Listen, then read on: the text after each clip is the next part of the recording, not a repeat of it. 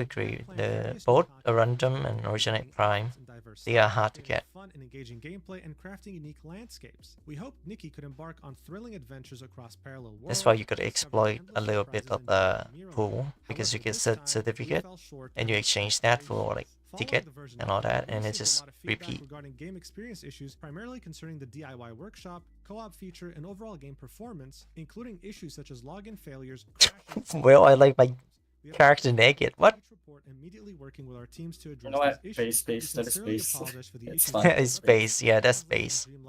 You don't need to put up like an outfit. You just be naked. Resolved nearly 100 issues, improved the stability of multiplayer servers, and carried out emergency fixes for certain. Wait, visual don't complaints. they have Moving that kind of forward, mod in Genshin, even though it's like performance to illegal? ensure these problems do not reoccur. Below is a detailed I think you update showed on me the before. fixes. So here they Not gonna give a snitch list on you of and all anything, but like you showed me issues before. they seemingly fixed. Then they go ahead and talk about the elephant in the room, saying additional clarifications based on community feedback.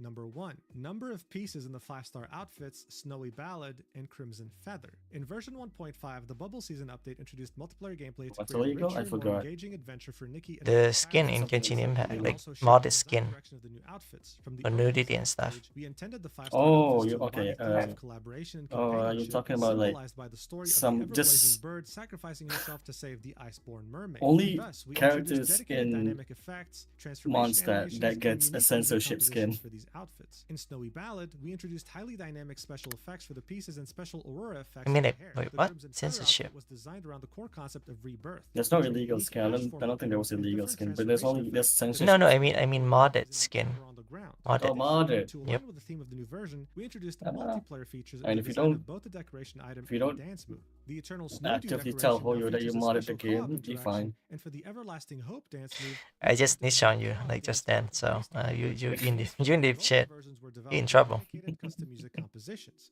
To enrich styling combinations, the total number of pieces for these outfits was set at 11. We sincerely apologize for the lack of prior communication regarding this adjustment. Moving forward, we guarantee that the number of pieces in 5-star outfits will not exceed 11, and major changes what's will that? be communicated in advance through official channels. So look, the majority of this paragraph was just mumbo jumbo. Honestly, it doesn't make any sense to include this. I don't care about your vision for the outfit. People are just concerned about it going from 10 to 11 and costing more. And their logic was because it was meant to be in the spirit of cooperativeness or whatever the hell, or new features. But you have to keep in mind, in one of the outfits, there are 11 pieces and you can't even see one of the pieces, which are the socks. It's hidden behind the dress. You literally cannot see it. So what's the point? In any case, this was them saying that 11 pieces are here to stay, but hey, we won't increase it But unless you we let them. 11 This is kinda hard pieces? to believe since they already I did just it heard without my notifying video. anyone to begin with. I was They then say, watching number in two, the background. duration Of changes for the Mirror Why Crown would you Pinnacle watch this in the Contest. background? To offer a richer and more diverse No, I styling just heard experience, a the Mirror video of Crown Pinnacle mine. Contest and the special It was effects are playing in the periodically background of refreshed Yeah. and updated. of As the each mic. version varies in duration, the duration of each Mirror Crown Pinnacle contest has also differed accordingly. We have taken note of the community's discussions regarding the contest duration. In response, we are planning to end the current contest at 4 a.m. on May 16th, with the next contest starting immediately at 4 a.m. on May 16th. Starting from the next cycle, the Mirror Crown Pinnacle contest will be held twice a month, starting on the 1st and 16th of each month.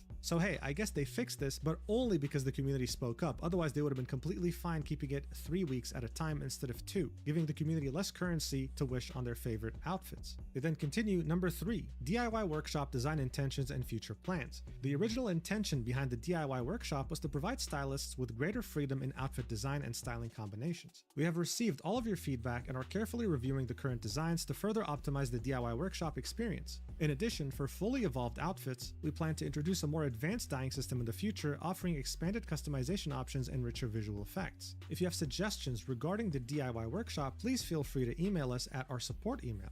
Every piece of feedback from you is a driving force for us. Your voices guide Infinity Nikki's path forward. In the future, we will conduct thorough reviews, strengthen our QA processes, and approach every update to prevent such issues from happening so again. strong. As an expression Sorry. of our heartfelt apologies, we will be distributing the following compensation to all players via in-game what mail, is strong? which are 10 Revelation Crystals, 10 Resonite I have a Crystals, and burger 1,200 that I diamonds. bought. So 10 wishes on the limited banner, 10 It's- wishes on the permanent banner, and it's a very 1,200 intense diamonds for you to burger. The buy 10 smell is wishes so on strong. whichever banner you I want. know. They then end this by Are saying, you talking "Finally, about I would like alcohol? to speak from the heart. What are you talking Version about? 1.5 No, marks a burger. major Burger? milestone for Infinity Nikki. In this Yeah. version, we took a bold This step burger forward, smell is introducing co-op really gameplay for the strong. first time. We hope Nikki's journey can now stretch even Isn't that a further good across thing? the vast sea of Unless you're like stars, where every sensitive to heart smell. longing for warmth can find It's a connection good with thing, but the companionship. Every member smell. of our team Let's shares the just say same deep love spicy. for the Nikki IP. and treats Spicy. every Oh, I don't like Very, that. very spicy.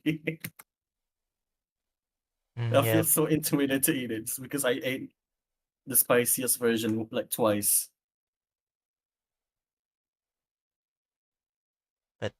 did not make long time interesting. I really like it attach the character of the story and character development. I think I love them way more. Yes, I think I it kind of get what you're trying to say. makes me love them even more unmodded. Oh, you mean like lore-wise? You know, like outfit have meaning? In Yeah, Arclight, it's just bullshit. I kind of get what you mean. And then in Blue Archive, they're just separate character. We've got like what, 3 version of Hina Hey now? man, Ocean of Comet was good. Yeah, it is good. You got like two in one. That's like the first, and I'm so glad I got them. Utmost care and commitment, we stand together with all our stylists. We may have This yet is to so build a corporate. world that fully lives up to your Such a expectations, corporate but we respawn. have never stopped running forward because to us, Infinity Nikki Bro, has always cover- been more than just wear a a game. face It was mask, a I dream stole built for. over 5 years from thousands of sketches and endless passion. Like many of you, we adjust the camera angles again and again to Hmm. capture Just wear a those perfect face moments, mask, and we cheer man. with joy at the beauty of each new No, outfit. These are not just if you're empty watching words. this, We have then always held like tightly to get the some ultimate tissue, dream blow and your passion, nose which out. is to You know, make Infinity just Nikki a world just worth clean your staying nose. in. That has always been and will always will Love be the our character. reason for Well, loving this changing world. topic real Thank quick. you once again for your support. We know that there is still much for us to improve, but because of your companionship, Nikki's journey can continue to push the boundaries of imagination. Please give us one more chance to let Nikki's starlight continue to shine for us all and to keep the warmth in our hearts forever burning bright. Sincerely, the Infinity Nikki Dev Team. So yeah, it was definitely a whole lot of yapping. And unfortunately, even though that last part was very heartwarming, and you kind of do feel bad for the devs because these decisions were probably not theirs to make, there are many things that were not addressed, like how the dice system was clearly supposed to be something you earn in-game but became something you buy with money, or how they One more intentionally tried to chance. deceive consumers with their dubious Let's see. discounts. Let me And let let's me not see what's forget the the review of the biggest game right now. issue that people had, which was them Infinity changing the story for no Nikki. reason. For many, this apology Still was a lack mostly of luster, negative. even if the compensation and apology that you received in the in-game mail It is was fairly generous. But hey, you know so what's very funny? into the Speaking negative of right being now. generous, there were many players logging in to find that They their have- crystal balance was in the They negative. saved the Something review on usually the reserved for people who buy crystals on the and store then page. charge back with their credit 9 out of card 10, in 4 order out to of try 5, to pull a 90 case out of of fraud. You see, 100% there's this out of pass that you can buy 100. for $5 that gives you currency every single day. Well, at some point, the game was bugged beyond recognition and it would count you logging in twice, something that the player had no control over. So they started taking those crystals away, not to mention this person right here posting this post saying, "I'm going to cry," spending 20 euros on the game, I'm and then for whatever making this reason, message logging in the next day and because the seeing that the game balance was caused in the my negative, wife even to though they be didn't charge sad. back or anything. Speaking of that monthly pass, in What? order to get the daily currency that you I'm paid looking for, at the you have to review of log in, Infinity otherwise you Nikki. miss out on them whenever you don't. Someone had spent $5 on the pass and wanted to Damn. log in order to get the daily currency, but they couldn't because the game was so damn bugged. They sent an email to support, and this is what they had to say. "Sorry for the late reply. This inability to log in resulting in rewards not being claimed is not compensable. Please log in on another device as soon as possible the next time you experience the situation. Thank you for your patience." Bro, I don't know who the hell's training this customer support This team, game but that takes is and takes not and how takes, you but approach never the gives situation. anything This, back. of course, Spend your was time and disastrous. money People were spending elsewhere. money on the game, couldn't log in. Good because, morning, well, it wasn't their charming fault. They were Sean. penalized for these bugs. Oh, and in it. support Hello, had Daddy-o. this to say. Wow. Who the But don't worry, hell because a are higher up you? in the support team saw this Dio did disastrous donate me response like and 20 decided to bucks take things into in their the own morning when I hands, stream. sending another message to this person saying, damn. "Dear stylist, we noticed that And our then took previous a nap and I response to your stream inquiry again was right now. incorrect and we apologize for the inconvenience caused to you. You Please be provide us able, with you your managed to ID, catch me? symptoms of your inability to log in, and the number of days Catch me affected. in We will further verify the situation Asian and evening? promptly communicate with you on the follow-up situation. Are you watching Best something regards, right now? Infinity Nikki support team." Well, that's cool, right? That's way better than that last response. Way to go, right? Well, 12 hours later, he gets another message, and it's, "Hi, stylist. We have detected that you have not responded for a long time, and this ticket will be automatically closed. If you have any further questions, please initiate a new inquiry. Thank you for your understanding." Total unforgivable chaos in every way, shape, and form. And after that first apology, there was nothing else coming from them. Good morning. Absolute radio silence. The community was still not happy, mind you, because the apology barely covered half of the grievances. Konnichiwa. But this all changed on May 18th, a bit over 2 weeks Kind since of 1.5 like a came play out, on and it Crony somehow Shiva.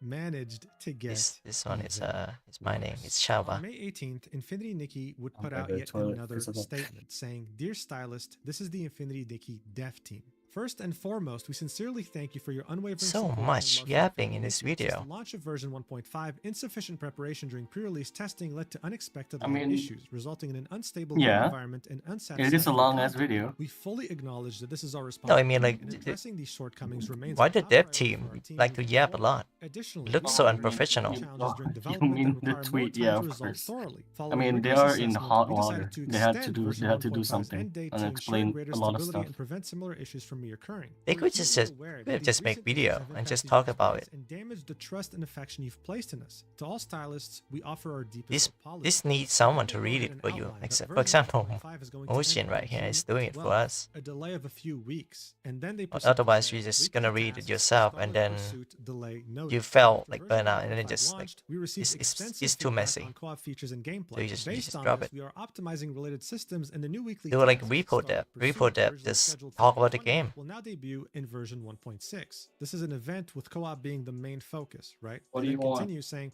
this delay allows us to Where's the refine time? task mechanics for a smoother experience. Additional details will be announced at a later date. Please stay tuned. In light of this change, 360 Starlit Crystals will be given to all players as I know, compensation. I was That's thinking 3 of giving wishes. you a Okay. spicy They chicken, but continue. it's too We spicy extend for our me. heartfelt gratitude to every stylist for your understanding and continued support. Throughout the development journey since launch, Which one? we faced a multitude of challenges and uncertainties, from optimizing performance across It's- diverse devices with varying it's not capabilities to seafood. tackling unexpected technical Wanna try it? roadblocks, and many of these hurdles were unprecedented for our team. Rather than offering premature communication, we chose to tackle these problems methodically, responding to your expectations only once we had It's secured spicy. concrete Listen. solutions. But rest assured, we've heard your feedback loud and clear. The Threads of Reunion storyline's absence in this version was never intended as a removal from Infinity Nikki's That's so narrative. small. Its associated outfit remains on our development roadmap. Due to technical hurdles in version 1.5, we were unable to properly refine the introduction of the Sea of Stars chapter and the narrative setup for Threads of Reunion, which regrettably led to confusion. These elements are planned for future updates. Plans are underway to expand tiered cumulative top-up rewards in upcoming versions. New gameplay systems will undergo rigorous design scrutiny to ensure seamless integration into the open-world experience and more consistency. Sorry On for top of yapping. that, adaptation, performance, and stability issues Wait, across what? various platforms You and going? I was talking PlayStation about have been this to- identified and are Oh. being resolved systematically. So- There are also unlisted yapping. adjustments Yeah, under it's discussion. alright. Some changes require extended development cycles, but Let we me go commit to to the toilet real implementing quick. them through I'm phased gonna updates. ready We will myself share progress once plans and clear what's solidify ever in my milestones are stomach reached. first, and In the then meantime, we proceed to humbly eat ask for this your burger. continued patience Oh, and trust. okay. So Alright, finally, I get around you. halfway through this paragraph, Yeah. we got some sort of a confirmation that they're aware that people hate this new intro, but they only were talking about the This guy's not associated even muting outfit to himself. that original story, and they said, "Don't worry, guys, it's still coming." No mention of the entire story changing and them maybe going back to the old one. They then said, "Oh yeah, due to technical hurdles, we had to kind of rush this out intro." battery. Well, how is that my problem? How about NSAO. you just don't release it because the old one was perfect? NSAO. Way you didn't need to even do this, especially not to introduce co-op. Who cares? And then my favorite part is that how as soon as they're done talking about what pisses people off the most, this How change in battery? story, What? they say plans are underway to expand tiered cumulative top-up rewards in upcoming versions. Dude, who asked?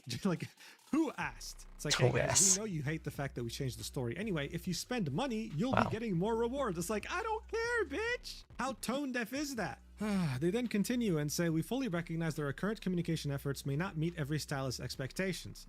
To address this, we are launching a new initiative, the Miraland Roundtable, to openly address player concerns and collaboratively explore solutions. We sincerely invite all stylists to share their feedback and suggestions through the following dedicated channels. Your candid feedback, both critical and encouraging, has prompted deeper reflection. Drafting this message stirs mixed emotions, guilt over delayed promises, yet gratitude for your unwavering support. As compensation for version 1.5 shortcomings and schedule changes, all stylists will receive diamonds, as well as energy crystals every day from June 5th to June 12th, totaling 960 diamonds and 8 energy crystals. Thank you for standing with us. Together we'll make Infinity Nikki shine brighter than ever. So, yeah, another non-apology. Pretty much not reassuring players in any way, shape, or form. No This apology. whole Miraland Roundtable is too little too late. You've already implemented changes that are ridiculous in scope and size without even notifying the community. How are they supposed to trust you with this roundtable now? There are 444 replies to this tweet, and let me tell you, most of them are furious. Because as this comment right here points out, 220 pity not being lowered, barely addressing Retcon's story, no addressing the horrible dying system, no addressing the Mira crown changes, but hey, we got 8 pulls. That was the sentiment in the majority of the We community. got both 8 global pulls. and Wow, China. that's crazy. So it didn't really take long, but people who were very big fans of the game painfully chose to Bro, uninstall. Arknight give you like Seeing 10, just how 10 tone deaf the free dev pull team and was. one And pull, this one once free wholesome pull every community, day this once for like very a positive anniversary. and contagiously nice community was just riddled with people who had lost all hope, who were depressed at the fact that this game was never going to be the game they loved just one update ago. It was very sad to see. And then because Blue as I said at Archive the is beginning, in the it's a gacha bit community, iffy. this was I seen as spent the all my beacon of gems. I hope, could have the saved one it, game but that I was really immune want to the Noah. very stupid gacha drama that plagues other games every single day online. And some people were getting tired of people telling them that they uninstalled because the posts were getting that much common on the Infinity Nikki unofficial Reddit as well as other places online. But why did this happen? Why did this developer shoot themselves in the foot with a goddamn shotgun when their community With a loved goddamn their shotgun. game? Well, there are a few theories. Let's talk about them. As I pointed out before, the revenue for this game has just been going down every single month fairly consistently. Before the game released, the CEO of the studio revealed that Infinity Nikki was being developed by over 1,000 people. Okay, this was a very big team. Of course, this includes outsourcers. Not everyone actually works at Infold, but you get the point. This cost a lot of money to make. So look, like this post on Reddit explains it, there are many theories here, but if you worked a corporate job before and everything was going well until one of your bosses was replaced with some idiot, this might seem very familiar to you. It happens too often, unfortunately. Maybe a new boss comes in, they have ego issues, they're insecure, they have imposter syndrome, they want people to think that they're smart, so they make these crazy major changes that no one ends up liking and they end up screwing up the whole company. This is maybe In what's happening Korea. at Infold. But interestingly enough, this hasn't stopped them from Is aggressively Korea for what? reporting in their Korean for Shanghai what? I know office. it's Korean, And you but gotta it's wonder like why. what? Maybe Because I'm it's not for the Korean. 3D printer Love in Deep Space, or maybe because they laid off a lot of Infinity Nikki devs that were originally on the game and are replacing them with cheaper labor. Who knows? What I do know for certain though is that this game was a breath of fresh air in the gacha community, and it made an important segment if players feel Oh, like you're they're finally back. validated with Very a game fast. that meant something for them. I'm Are they readying going to be able myself. to get a game like You're that rating again? yourself. I hope so, because they deserve it. But that's not to say that there aren't any Infinity Nikki players hoping that the If I game will die, redeem itself. rest in peace. Those still exist. It's not and you know Ghost, what? bro, For but their you'll be sake, I fine. hope that that will be the case. But if you ask my opinion, I don't think it's going to happen anytime soon. Anyway, thanks so much for watching the video till the end. I really appreciate it, and I'll see you in the next video whenever that is, which should be in a few days from now. I love you so What the- much, and yeah, take care. Mwah.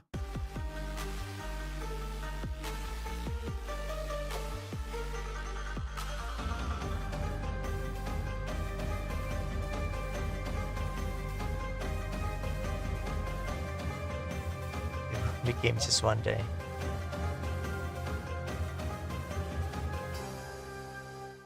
For a gacha game that's a blast to play and doesn't shine away from player feedback, check out Ethereum Restart. Oh, the fucking sponsor game. Not wait for Arknight's Enfield. I've heard that people doesn't like it for some reason. The early access, whatever, beta testing. We'll see. We'll see. I don't want to trust people's opinion just yet. Unless the game came out, it might be banger. Yeah, it might be banger because you can't get the account back. Still couldn't get the account back. The fact that Infinity Nikki had absolutely no competitor because of how unique and diverse the game is, and still managed to dig their own grave. This time, it wasn't the community's fault. You can share a ship many times, but you can only skin it once. Gold card is such a clever way to bypass the ban word. Bless this community. Oh, gold card instead of boycott. It's kind of insane for me that games specifically designed to drain your wallet found a community of people happy and willing to let it drain their wallet, and the publishers still decide to screw them over. Imagine having a wholesome community without toxic people or creep in a gacha game. Then you ruin it by stabbing your loyal, trusting player and giving them false promise and betrayal. God, this was horrible, which made me thankful I haven't got into this, or I would be heartbroken.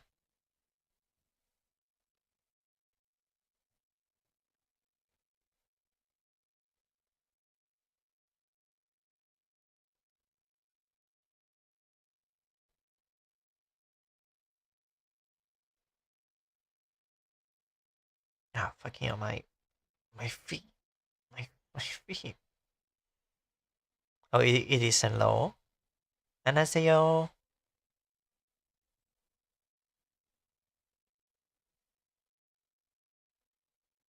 Guess it did. Sorry for not talking much. When it comes to like reaction content, I'm not very good at it.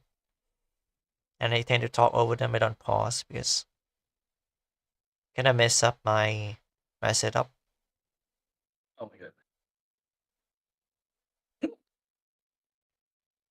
You have a hiccup. Yeah. Oh, it's already here. I can already feel it.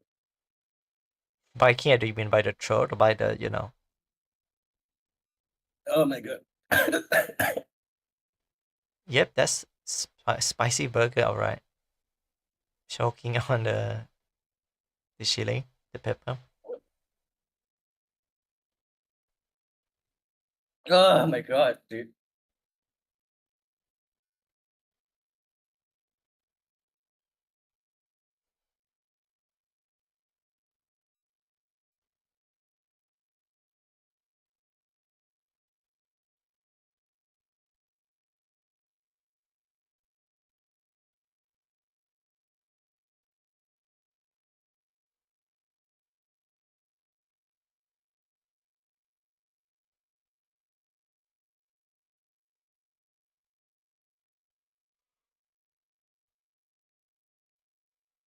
So many videos.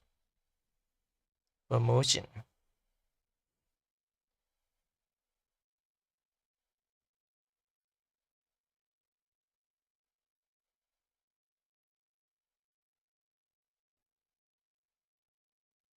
That was 2 hours. Goddamn, that was quite long. The unexpected and Christ's perfect downfall of Mujin. April Fools. Wait a minute. I might as well just watch this for fun. Mujin is a commentary YouTuber with an impressive track record. Currently sitting at 440,000 subscribers, one can't deny that his Use the future voice is change just to. bright. However, after causing Oh a my God. controversy that was unforgivable in the eyes of his community, he lost over 100,000 subscribers while his viewer count plummeted to 3 digits. He somehow managed to turn everyone against him and killed all that he had built from the ground up.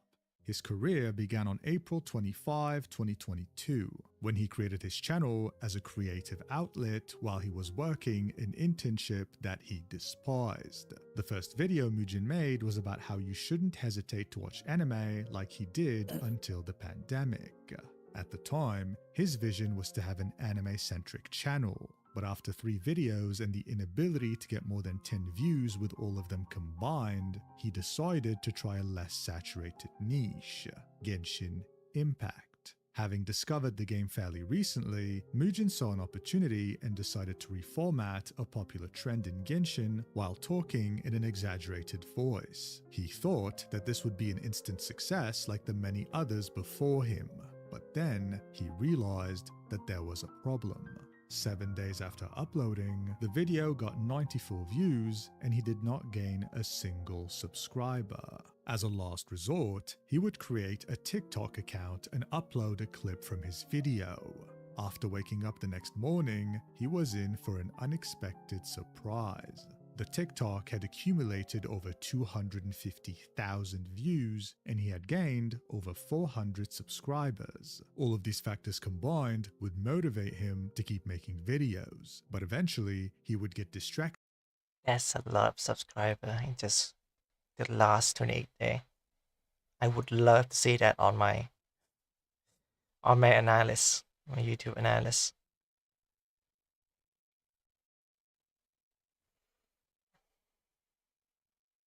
Okay, Sean heading out. Good rest of your stream. Bye, Astaful. Bye, Sean Homie on the. Oh, I didn't get to reach that. I'm so sorry. I was focusing on the video. How's the donation? Do you mean in the morning that he donated to me? You good? No. Of course not.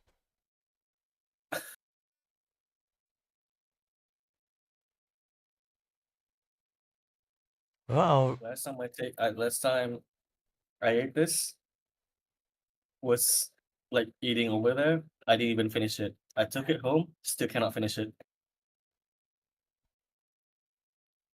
damn, that bad. Yeah. A good spicy food is the one that, you can still taste the food, not the one that just kill your like tongue. It just tastes good even though it's too spicy.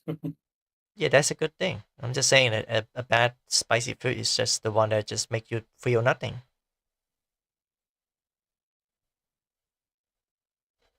Kind of like how spicy wing in Thailand in KFC is it's spicy, but it's good. It's not too crazy, but it's good.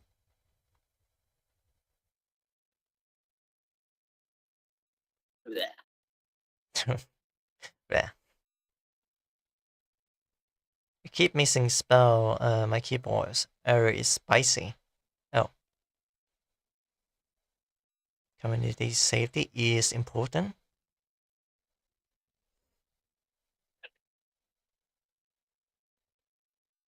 I don't want Sean to be like that. What do you mean? Be what? Did they say something weird?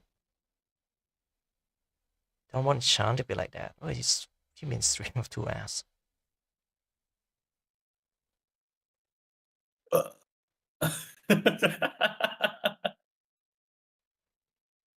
Bro. Sorry, did you hear my mini burp? Sorry. Yes, we did hear you loud and clear.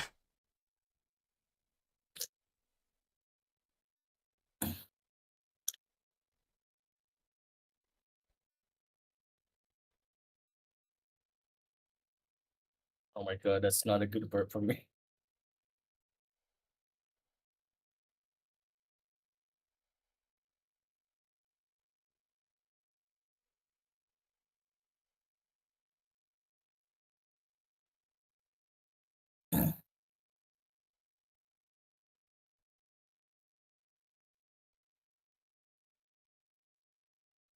I'm already crying.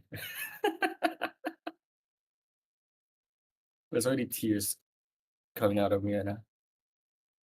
That is just that is bad. That is sad as well. Oh my god. If I accidentally rub my eyes, it's gonna be there for a while. I'm gonna be suffering. Try not don't rub your eyes and drink milk. If you have one.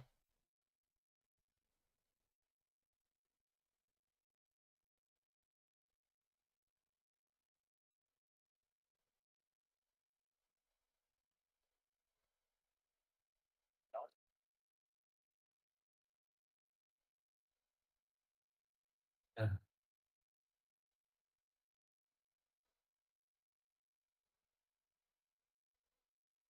Maybe should I make you watch?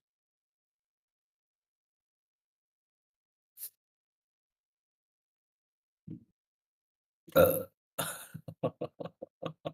you really have to burp into the mic. I'm not even close to my mic. Why is your mic heated up then? I don't know.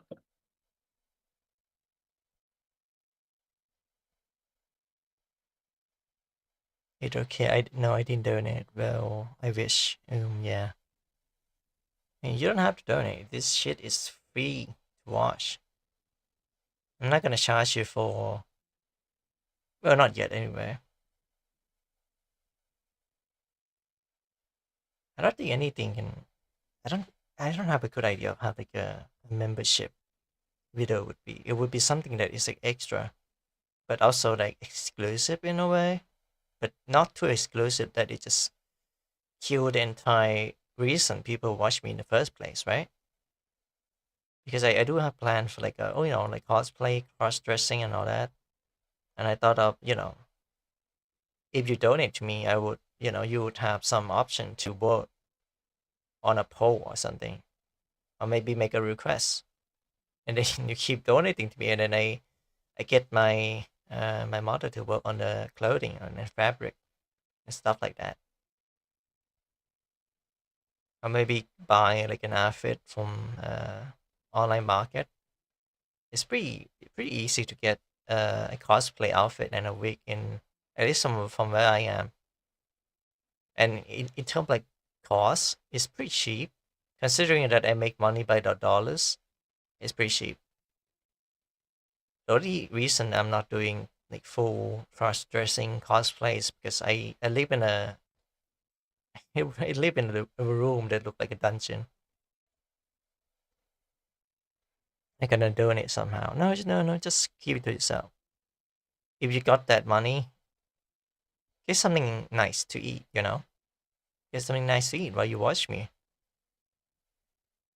You only donate when it doesn't risk your wallet or monetary gain, like money and financial to crumble. I have support from a friend, otherwise I'll be crumbled right now. If not because of my friend, I wouldn't be here. I wouldn't even continue because I actually thought of giving up like last year. I kind of just do video without any reason. I just kind of drift, you know, like a drone. And a couple of months later, my friend helped me out and all that, and eventually, I kind of grew into the mindset of a content creator, and that kept me going, which is a good thing. Because I have a friend that is in similar circumstances, but he doesn't do YouTube. And he saw my account and I was like, oh, you got like 250 sub already? That's so cool.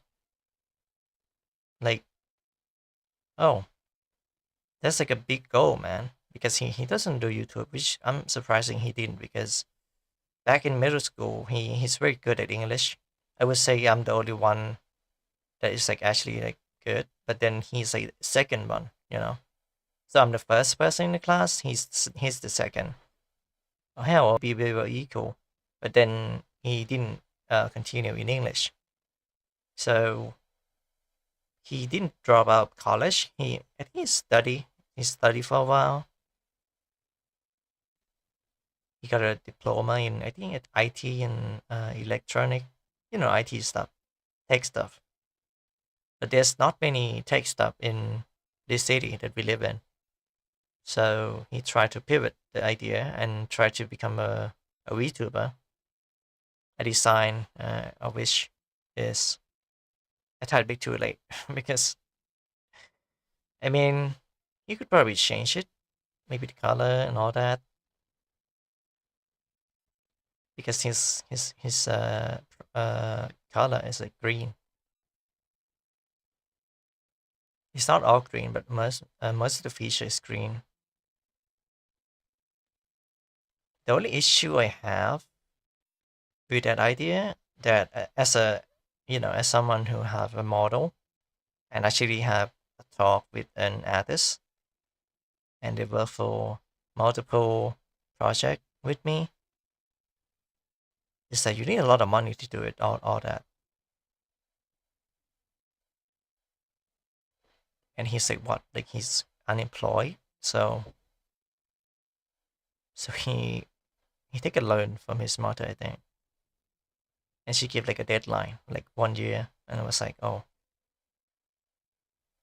The main concern I have is like he's not much of an English speaker, so he wouldn't be able to reach like a global audience. He can only maybe stream or make video in Thai. I mean, Thai people is like what, like 70 million people in this country, and there's also foreigner, and it's Thai outside of the country, which is like about 1 million or so, maybe 500,000. He's missing out on the target audience, which is something that I've been experimenting for years, until recently that I found myself to be, you know, feminine or femboy. And enough yapping.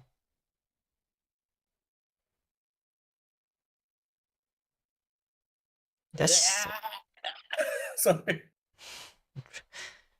Don't drink all the I'm water, so by the way. sorry. It's cool, it's cool. At least you didn't do that while I was monologuing. I gotta work out, I guess. I don't think I'll be able to done much. No issue. I'll try. Don't put yourself uh in front about this when you are in a dark spot, or you need comfort, financial comfort. Make your life stable. Don't throw it all away.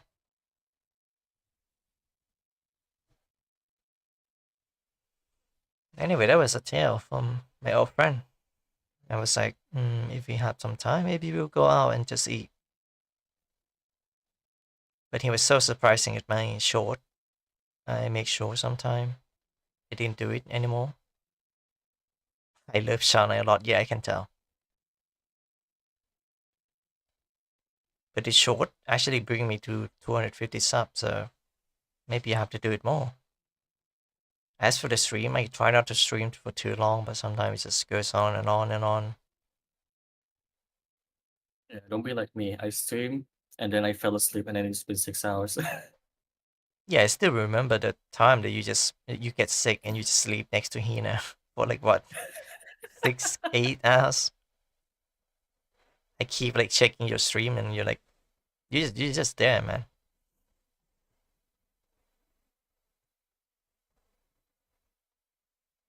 I like short. I love you short. I don't plan to make more of them because I don't want to get in trouble. Because those manga panel is it's not very it's not exactly legal to do that on YouTube. If someone will report that, I'm in big trouble. So I stop a little bit and try to, I don't know, like try to find a way to make it like a fair use, like comedy, like parody and all that. Not exactly like showing a manga panel or strip of it, but like Your YouTube short just has been some, appearing on yeah. my timeline. Yeah, because I'm not doing short anymore. I was like, I'm gonna take a break, and I Damn, did. I'm looking at one of your YouTube shorts, like 13K views. Holy shit. Yeah, it is.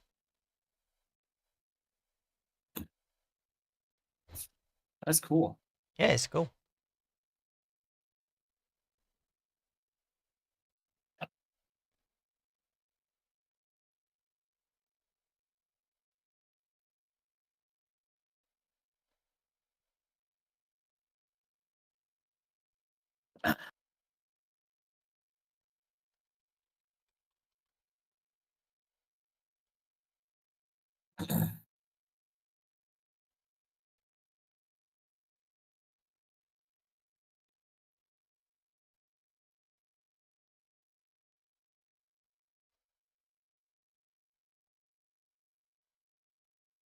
Narrative VTuber, and there's like short. This one got like, this is, I don't even know why this go viral. Oh, Yeah, Charnyte this one is good. experimental. Experimental. Yeah, I see one of the YouTube channel, Charnyte experimental. Oh, that's just my, You've been, yeah. you've been claiming that name. That Charnyte, I mean, there's a lot of them. It's like Charnyte. When I look up the name, and it's all just you. Yeah, it's just me. But if you Google Charnyte on Google, you're gonna find some Pokemon like fusion. I don't know why. Also, the most real video on all of my account is Nodoka from Blue Archive laughing. Yeah, it was some Buoka video. Wait, why is your Charnyte experimental video is not working on me? I cannot open it. Is it me? Okay, I think it's me. Let me try and open it again. Huh. Can you try to open your Charnyte experimental video? Channel, I mean. I like on stream. Oh wait, yeah, you already opened it. Okay. I mean, yeah, I'm on the channel. What's wrong? I think and then it's just me. Then I don't know why I can open it. I cannot open it. You cannot open it. Yeah. That's odd. Probably just me.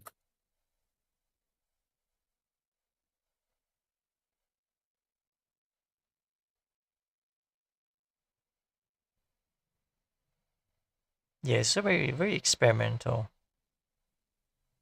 Man, how long have we been hanging out? As in, like, when was the first time?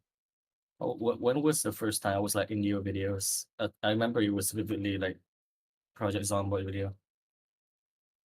Why am I clicking on my own live stream? I'm gonna click on the video. I Was think you were Project Zomboid on. video, and I was not in the game yet. I was like talking. I don't know if that's on stream or that's like a I think you were just recording. recording. Yeah, you were recording a Project Zomboid video with Misky. Nah, I think you're in the stream, but I'll have to check. Most of the stream is just Yakuza.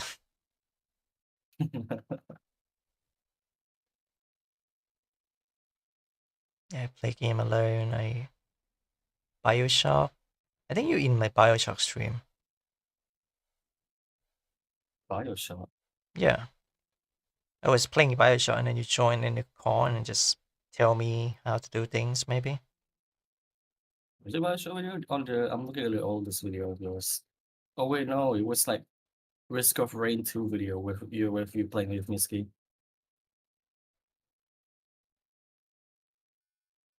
Whispering Just looking video. at Which Yeah. one? I don't think it's not early, is it? That's 2 years ago. Yeah, but this Whispering video that you said, well, this one is just me. I'm soloing it. I did play Phasmophobia with Shaq and Misky with my old PC 2 years ago. When I play Payday 2 for some reason. Character AI, Oblivion, Stardew Valley. I think the first part or maybe the second part is like, man. I eventually give up on this model that my little brother made for me and just use Koikatsu.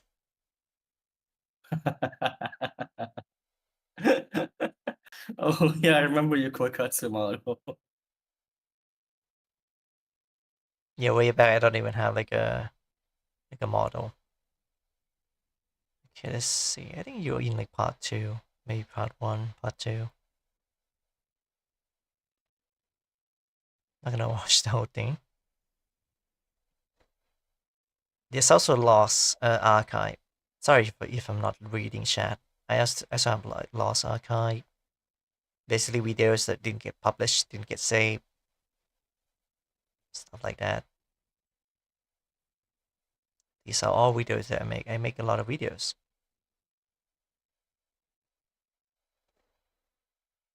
Until I eventually stop making video. I think my favorite one back then was like,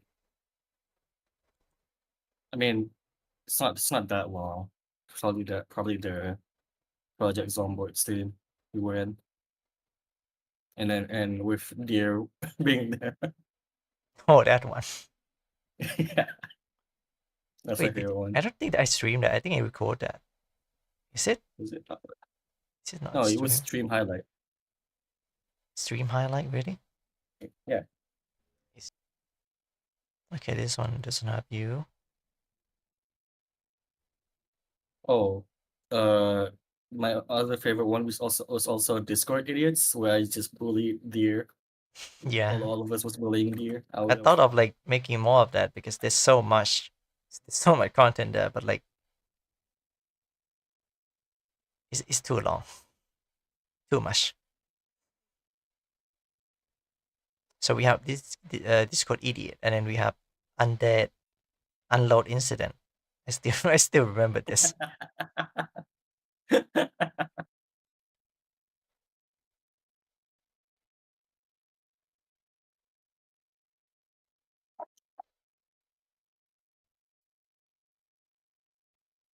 My recent personal favorite.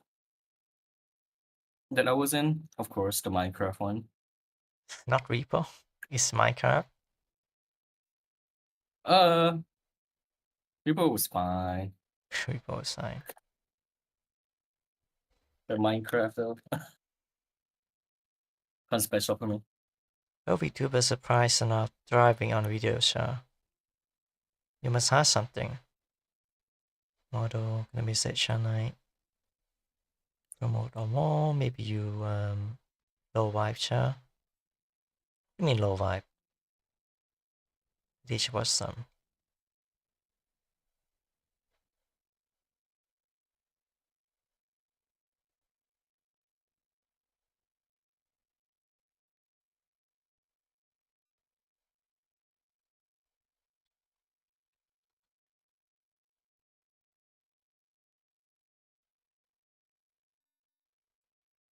Are you still using Quickatsu or no?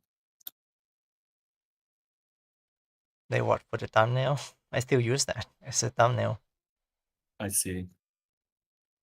That's what that's what I was wondering.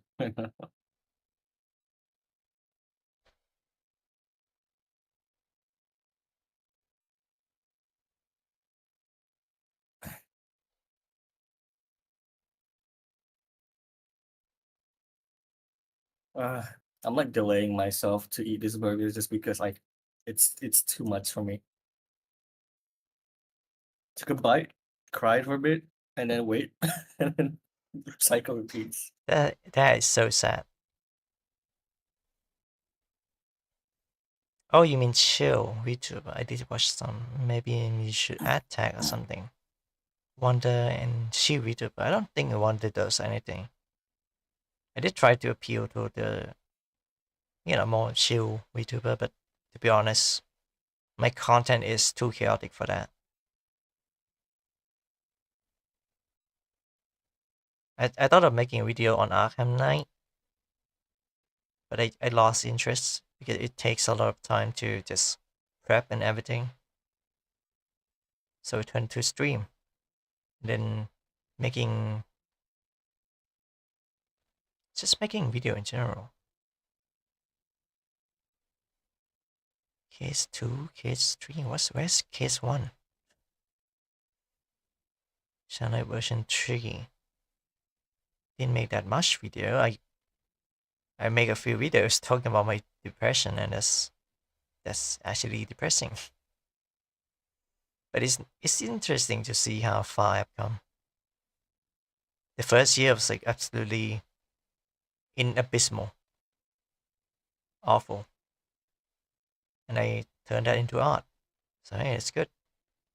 Turn those into art. Okay, straight a lot. I mess things up much. Hehe. Why do you have to say hehe? Sometimes I upload a video and just private them because I never thought like anyone would enjoy it. But some people do enjoy some of my work, like the one that I made, this original story, Lin, chapter 1, chapter 2. Basically an audiobook. I didn't let it grow. I was like 3 days in and it's only had like 10 views, and I was like, nah. And I just unlist it. Then I re-release it. Nobody's gonna find it. Nobody's gonna find it. There's a lot of growth over the years, over the video. I trip and fall, I do kind of stuff. Try to make things make sense. I'm sorry, Sean. Yeah, anxiety, Sean. Anxiety, Sean. I'm nervous.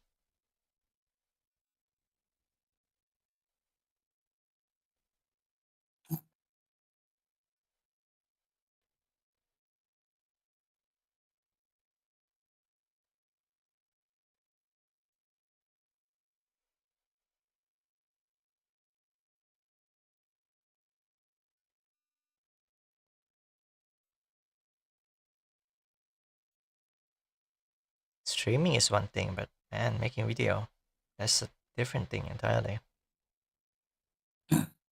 Making video, you need to think of a script and then, explain stuff. I guess it's more complicated than streaming. I guess for making videos. Yeah, but the thing is, I don't really make a script anymore because it takes a lot of time, and it Yeah. takes even longer just to polish it. And I'm the type of the person that doesn't stop at step 3, step 5. I keep going until I am satisfied or burn out. So most of the time, I just improvise the video. I just talk. So most of the new video is just me talking about stuff, which is not long. I try to be better at doing it.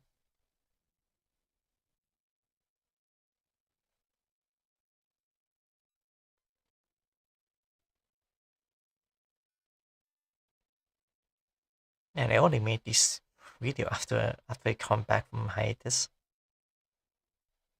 after a midnight hallucination 11 days ago. I like how I do that. I want to die, so I become a VTuber kind of audiobook, and then I just don't follow up with that whatsoever. I did have a script for the first episode, but I didn't record it yet. So maybe it'll be good as an audiobook if I turn it into an audiobook in a video. There's a lot I worry a lot. Maybe I don't fit in well. First expression is good. Well, it's fine. Midday morning was good.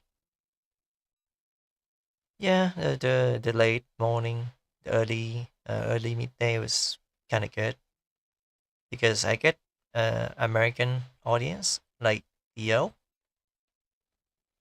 Yeah, I get American audience like Dio, but it's a new schedule, so we don't really get a lot of viewers. My subscriber. Though I gotta make video on my goal on 250 sub. We halfway there to unlock membership, which is gonna be easier because you can use the bank, you can use PayPal, you can.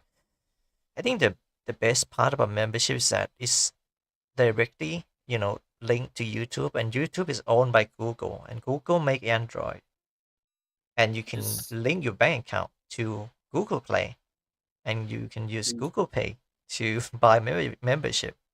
So it's much more just made me easier. remember something. Yeah.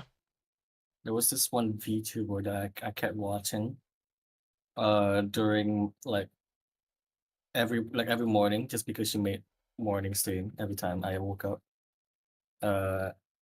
Do you know her name? Man, I know her name. I wish she kept on streaming though. What Her name is Yaya Nehi. Wait, what? What was her name again? Yaya Nehi. Yaya Nehi? Mm-hmm.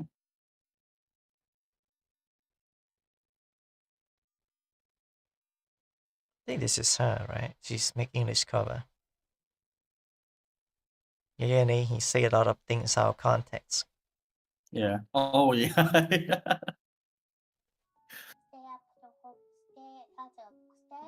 Yeah, that is her. That is her alright.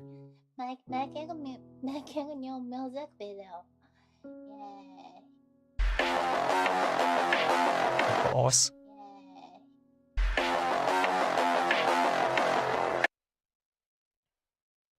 Where's his channel? Topic. Oh, this is her channel. Okay. Damn, 7K subscriber. Damn. Though she doesn't have membership turned on. She doesn't live stream anymore, so Is there any reason why? I love her cover. Last stream without any. If I watched the recent live stream, which was like a year ago, I would probably know the reason why. I was like a frequent. She had membership turned on back then, but you know.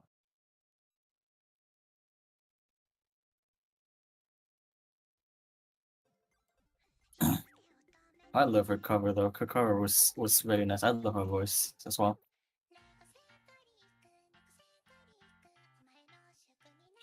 She also has a lot of like piano videos, and it's pretty relaxing.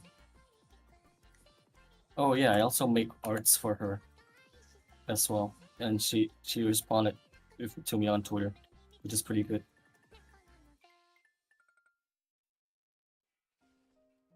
Who is Utada? Who's that? Oh, that's like I don't know who he is, but he's like the spokesperson, quote unquote, for her.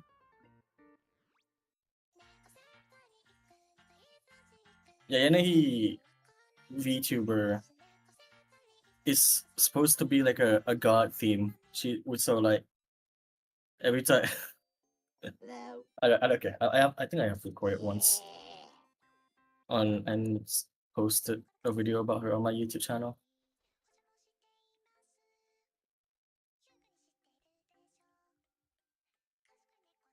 Or they explain why there's like a subtitle like December without Kami, without God.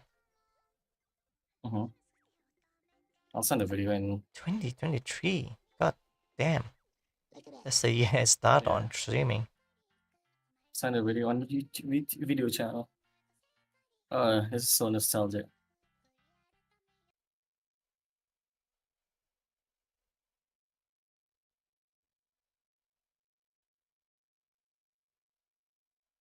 Miskin, Shaq is still playing that game. Yeah.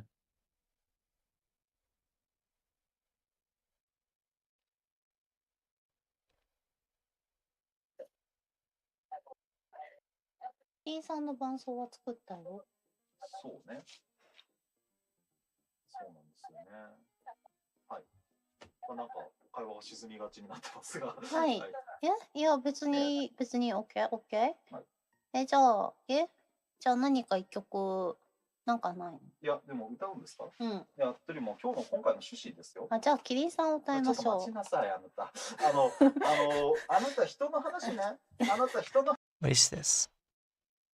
Kami-sama, please. That's me having high chance of getting.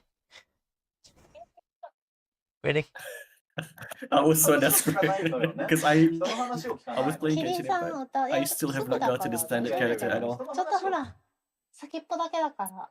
汚いバッチリ。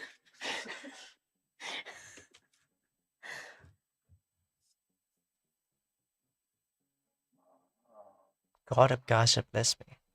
You didn't even show whether you get the character or not. But I'm gonna assume you did. このね、これですか？このね、スタッフとポテトさんから、Kami sama please bless me having a high chance for getting J in. What the fuck? You read that for her? で、まあ来てるんですけども、ね、Oh, so he's like a translator for okay. Something like that. If the translation on the screen isn't as accurate, I guess. She doesn't know what Genshin is. Yeah, that's cute. 待って。ジン。Damn, 4 years ago? Back when VTuber was still kinda new. Back when Mid got released on Hololive. Wonder why. Press the E key to reincarnate. So her spokesperson is hosting a last stream. Probably some health issue, but maybe she doesn't want to alert other people, alarm other people. Yeah, that's usually how it goes anyway. Health issue, especially Japanese. As young as she is. You'll look fine. Hehe, well, Shah, will stop be fine. But for the time being, it will be fine. I don't know if you will get copyrighted, but I want you to listen to one of her covers, I guess. But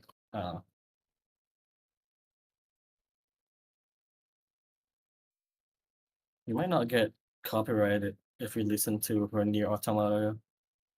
I don't think it would be an issue because it's a game soundtrack. Yeah.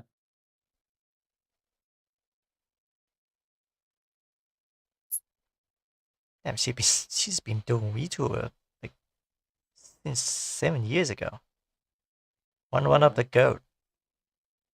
I think she made everything by herself. Even the rigging, the model, learning piano, doing covers. Not to be an asshole, but like her early works is a reflection of that. Her model is very crude, but then again, it's like 3D model, not live 2D. I think I remember how I met her. There was this one YouTube video that's like shout out, like, giving a shout out to a whole lot of like small channels, and this is and she was there as well, and I was like, huh, this looks interesting. Basically, my experience with Sanbigo. You know Sanbigo? I don't remember. Sanbigo is a zombie VTuber before Ollie. Oh. I used to be her member, and then, but I didn't have the money to continue being a membership. But there was like. You mean the zombie girl that has like a swirly eyes and like actually looks like a zombie or some shit? Yeah, yeah, that one. She does a lot about like cooking stuff. She have plenty of model. I love her original model though. It looks really unique.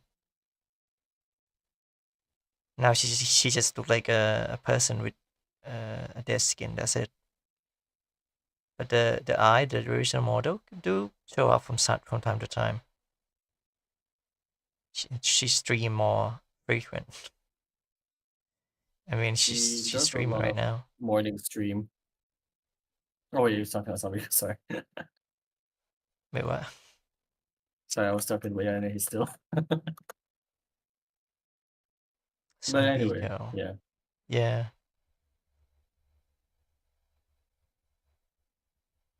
And I have this wish that even when she's not like streaming as much, I do still want to keep in contact with them. But you know, I don't think she's there anymore. Maybe I have a chance to talk to with Utada. He might be still active in the server, in the Discord server I'm in. Oh. With him. Yeah, the YouTube Discord. Which it sucks. The Discord there used to be like an old Discord server. But they got raided by some Russians or some shit. So and it's gone now. So we had to make a new Discord server. Those memories is just gone now. It sucks, man. That's my question since Q&A. Well, how do you think more of Steve's schedule? Why do you type schedule like that? Schedule. Like sketching like drawing. And time part-time. I took a nap. It's not too bad, but I wake up and I experience something very unforgivable. I'm gonna friend with Utada and see if it's still. I mean, I can see that he has server boost on. You still in the server? What? Yeah, I'm still in the server. He might still be on, and I can know more. I mean, if I watch the video, I can probably have some context.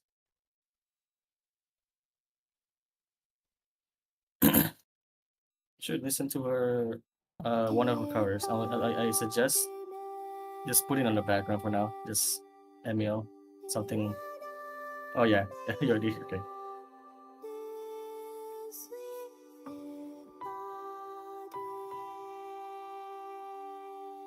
You think you should repost your content? What do you mean? You mean like stream highlight? If you mean like my lost archive, there's no way to get those back. Although there are content that I still keep and didn't do anything with it. But it's not usable content, so they're never gonna see the light of day.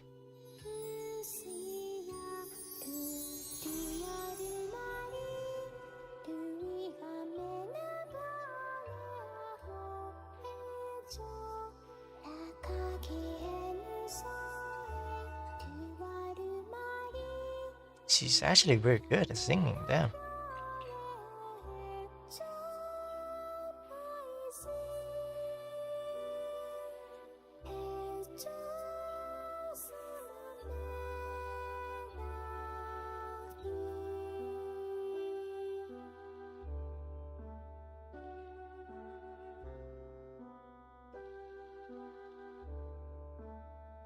Keep leaning to this. Get this mode. Yeah. There we go.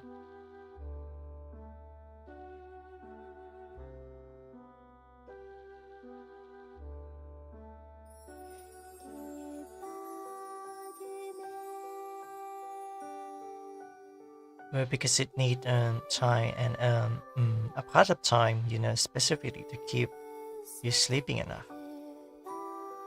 Oh, that's what you mean by part-time. I thought you mean like part-time job.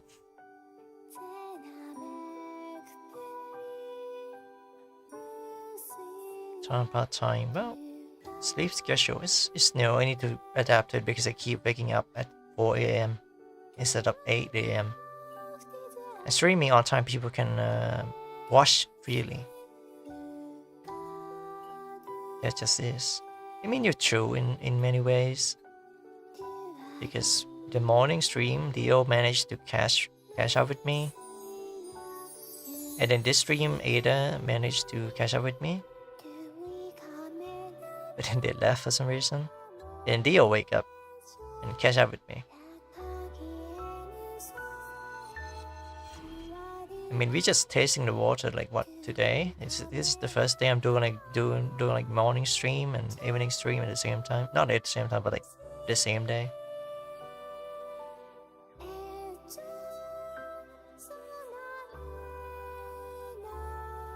The thing is, I plan to make a video addressing the content forward. Not exactly a roadmap, but something that is like kind of kill the ego and kill the idea of like, you know, having stream becoming what, so people can rewatch it. Instead of doing that, it would be just watching the live stream on the moment, in the moment. So in the future, it's not designed to be watchable or like, you know, archive. But it's still on YouTube. If you want to watch it, but it's not going to be the same as the time that it was live. This might be abrupt, but allow me to leave VC. Okay, what's the reason for? No reason. No reason. Okay. I mean, you can leave. I don't mind. Okay. You have fun. Yeah, I'll see you around. With the rest of your stream. Bye bye. Bye. Alright, green shirt is gone. You were sleepy? Your mom want you to sleep? Rest days sounds just fun to watch stuff. Rest day? You mean weekend? I mean, of course, weekend would be kind of like prime day to watch content.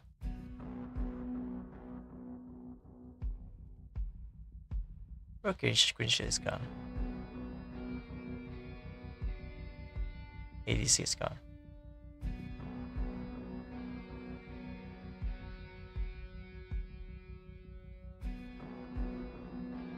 What was I saying before? I think I said something about stuff for healing. Oh yeah, this stream kind of format. Why am I looking this way? Oh yeah, I was like leaning my head like a cat. That's weird.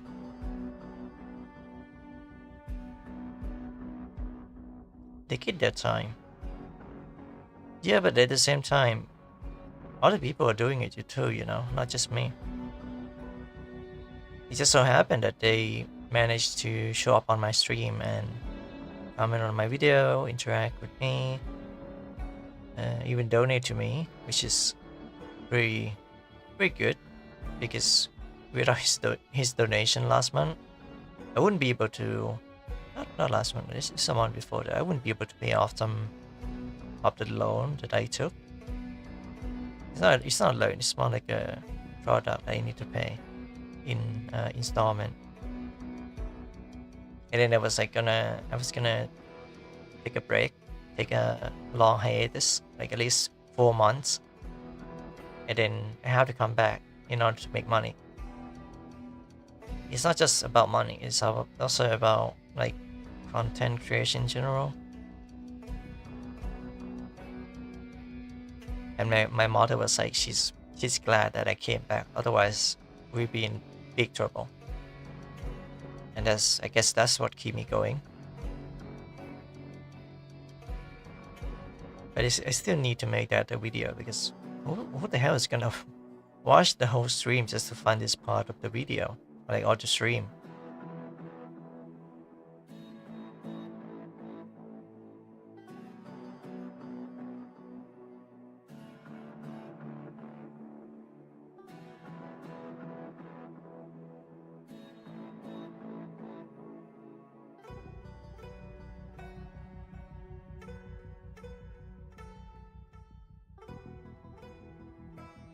I guess they support you live in kind of stuff. Maybe it's hobby. It's always been a hobby for me with my model stuff. Sometimes does that if it's fun. I mean, it is fun, don't get me wrong, but like it's a bit tiring for me as well, because I have to deal with a lot of pressure from the external force. So even if I got like a laptop, I got like a model, I got friend to donate to me, there are external factor like social environment that I have to face in order to go through it. So even though I have earned money, rightfully mine, by the way, and get support, because I can't stand on my own, not yet. I have external pressure to keep on doing this and potentially move out. Because I found a house that is not too expensive and is pretty close to a market I think it's in the northwest part of the city. I leave now, okay, Sha, nice. Alright, I'll be seeing you tomorrow, Asti. Sleep well. I'm gonna go make video about my content shift. Have a good night, okay? I might as well end the stream. It's been 3 hours. I've been yapping a lot. I didn't even drink water. I still wish we can stream more or something. Yeah, I wish too, but I'd have to make video in order to get the crowd. And then the crowd stay, and then they watch stream, and then they donate to me. That's how I would be making money. It's pretty simple. You just need a lot of time and effort. So I guess I have to cook something up. There is actually a video that I would like to release, but I have to edit it first. Add a context, picture, meme, make it more watchable. If I can earn viewership and subscriber through streaming alone, I would do it every day. I wouldn't mind. But except Monday and Sunday. Alright. I think that should be it. I yap too much.